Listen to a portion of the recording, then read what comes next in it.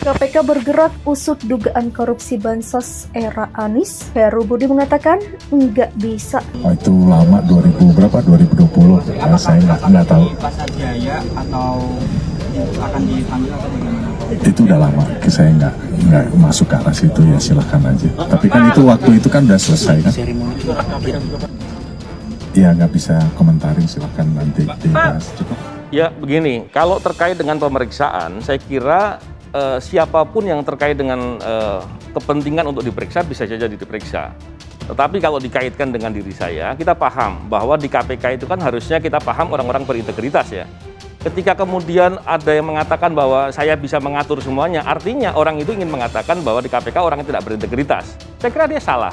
Yang kedua, di KPK itu ada pembagian tugas. Ada pembagian tugas, di penyidikan pun ada bagian-bagiannya sendiri-sendiri. Yang masing-masing itu tidak saling mengetahui kasus yang ditangani yang lain. Jadi di KPK tidak terbiasa dengan intervensi-intervensi begitu. Yaitu Anies Baswedan mulai diincar lagi. Diincar dengan kasus baru, yaitu korupsi bansos. Kalau kita bicara korupsi di DKI Jakarta, maka tiba-tiba orang berimajinasi bahwa itu melibatkan Anies Baswedan. Tapi sayangnya ketika bicara tentang korupsi di Republik Indonesia tidak akan melibatkan Presiden Jokowi. Kalau begitu, korupsi mana yang bisa dikatakan melibatkan presiden? Korupsi di sekretariat negara enggak juga nanti. Di sekretariat presiden berarti wilayah tudingan itu jauh lebih kecil bagi seorang presiden dibandingkan seorang gubernur ya. Kalau gubernur berarti gubernuran ya, atau sepemdanya. Kita Pemprov DKI akhirnya buka suara soal beras rusak. Ternyata titik.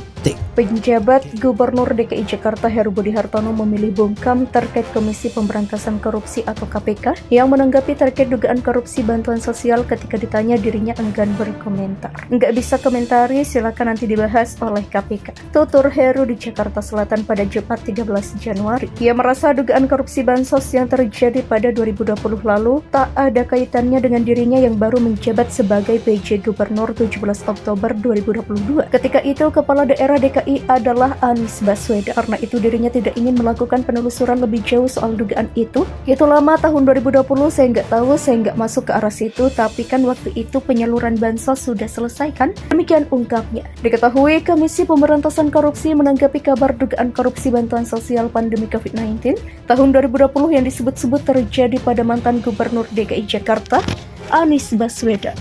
Dugaan tersebut berupa beras yang tak terbengkalai di gudang yang nilainya mencapai triliunan rupiah. Terkait dengan itu nanti kami akan cek ya mengenai kasus tersebut apakah ada di KPK atau tidak. Tetapi prinsipnya bila masyarakat mengetahui dugaan korupsi, silakan kami membuka pintu seluas-luasnya, selebar-lebarnya melalui berbagai kanal yang ada di KPK untuk melaporkan kepada KPK. Kepala Bidang Pemberitaan KPK Ali Fikri kepada wartawan pada Kamis 12 Januari kemarin. Respon korupsi bansos di era Anies, KPK siap tampung aduan masyarakat. Komisi Pemberantasan Korupsi atau KPK merespon perihal kabar dugaan korupsi bantuan sosial pandemi COVID-19 tahun 2020 yang disebut-sebut terjadi pada mantan Gubernur DKI Jakarta Anies Baswedan. Dugaan korupsi itu berupa beras yang tak terbengkalai dibantah Pemprov.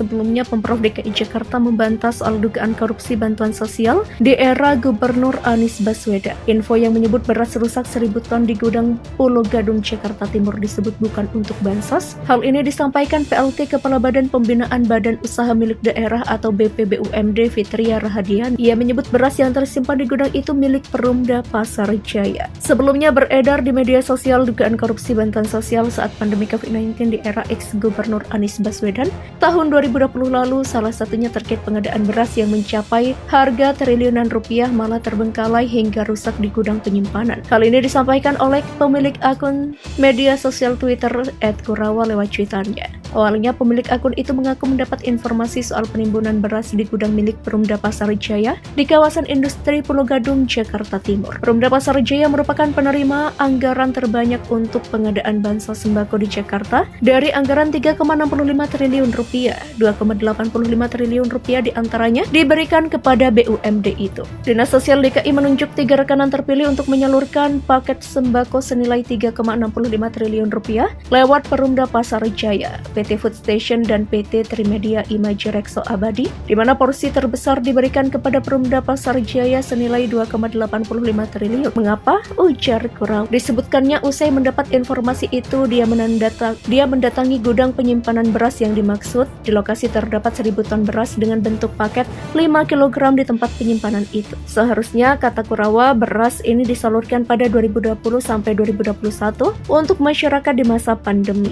Namun beras malah masih tersimpan setelah sekian lama hingga kondisinya rusak. Dipastikan 100% kondisi beras bansos milik DKI ini rusak atau membusuk, bahkan untuk hewan sekalipun sudah tidak layak. Jamur kuning hingga menghitam jika kita buka karung-karung yang ditumpuk ini. Demikian ucapnya. Di tempat yang sama, Ed Kurawa menemukan dokumen forensik hasil audit dari salah satu kantor akuntan publik terhadap bansos tersebut. Salah satu temuan dalam laporan itu adalah terdapat kesalahan administrasi yang dilakukan saat penyaluran bansos. Dalam dokumen yang diunggahnya dikatakan ada unknown shrinkage atau kehilangan yang tak diketahui senilai 150 miliar rupiah karena banyak modus seperti 2 kali surat jalan dan lainnya. Ia pun meminta agar aparat penegak hukum mengambil tindakan atas hal ini. Terlebih menurutnya banyak temuan lagi dalam hasil audit yang menemukan kejanggalan dalam proyek bansos di Jakarta.